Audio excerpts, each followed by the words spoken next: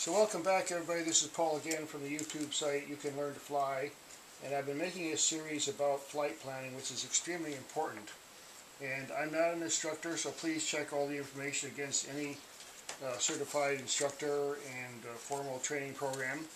But because I'm very concerned about my own personal safety, I like to do some research on my own and to do some sample flights in the simulator to test my skills and learn how to navigate, because I live in an area that is somewhat a lot lower altitude than this, and I'll probably never get to fly in these kind of situations, but I do like to know a lot about it.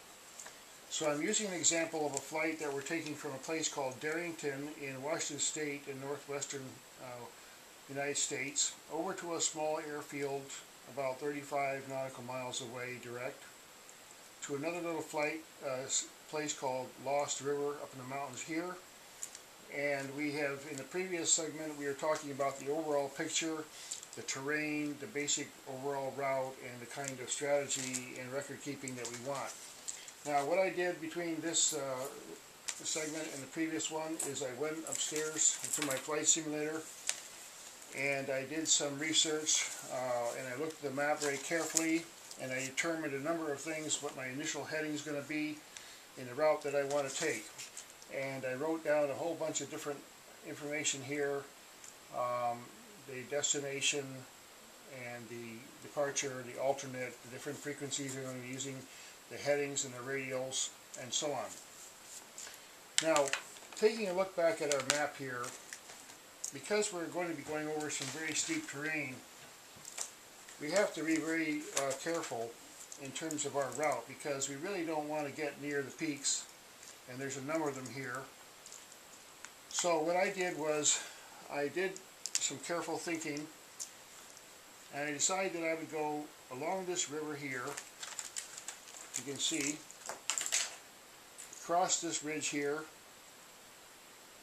follow this river and this road all the way around, and I have marked a waypoint that I want to see where I'm at in relation to this VFR down here.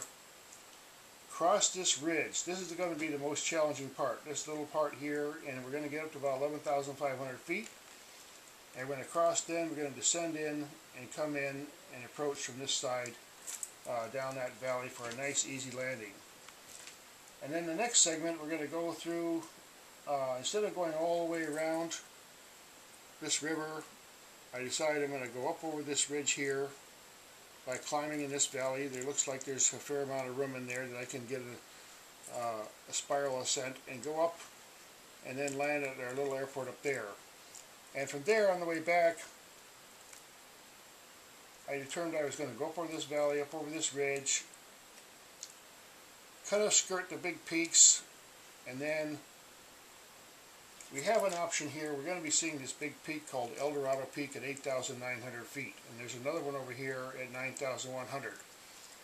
Now, depending on which way the wind is going, I think the best selection is to go up around here toward the north, where it's a bit lower. There's a bit of a valley there, and just kind of scoot on by over here at a higher altitude, get a nice clear altitude there, and then come back into this valley and come back around this way and back to our beginning location. Now, to measure that, we don't have a way to measure it by a straight line, so I have this gadget here.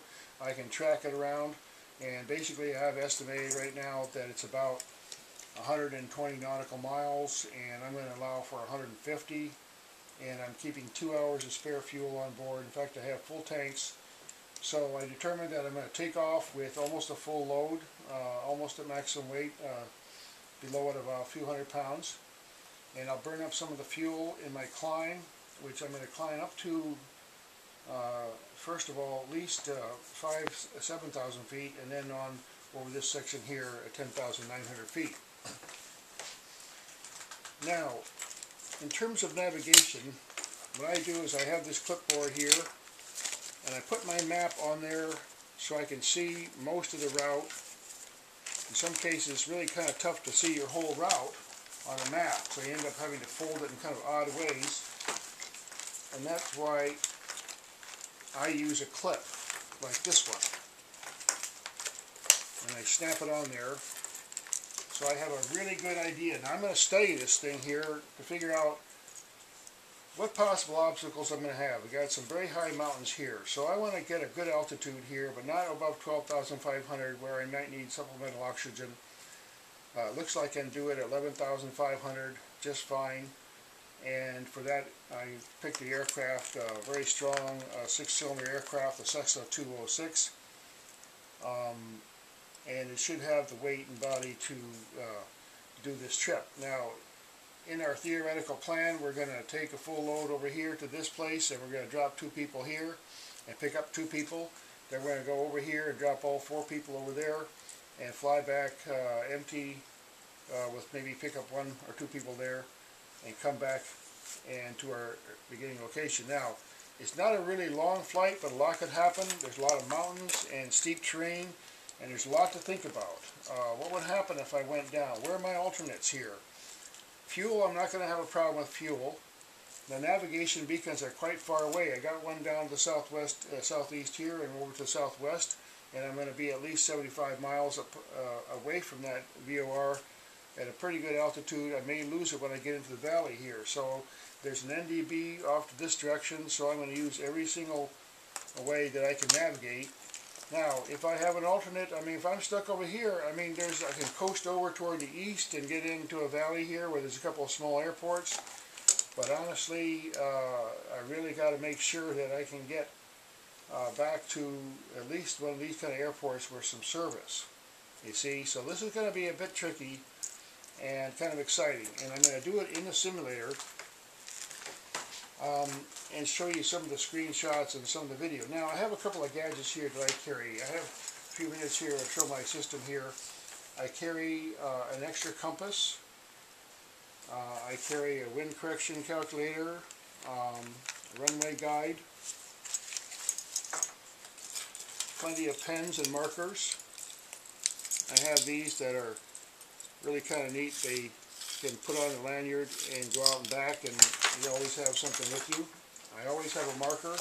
Now I will mark my waypoints, and I will mark my alternate, and I'll mark possible obstacles so that when I'm in the airplane and I have this thing on my lap, I don't have to worry. I just say, okay, bang, I know, I can see my route, and then as I fly, whenever I can determine a position using my VFRs and cross-referencing and relative bearings on some of these peaks and so on, then I'll make a little mark on my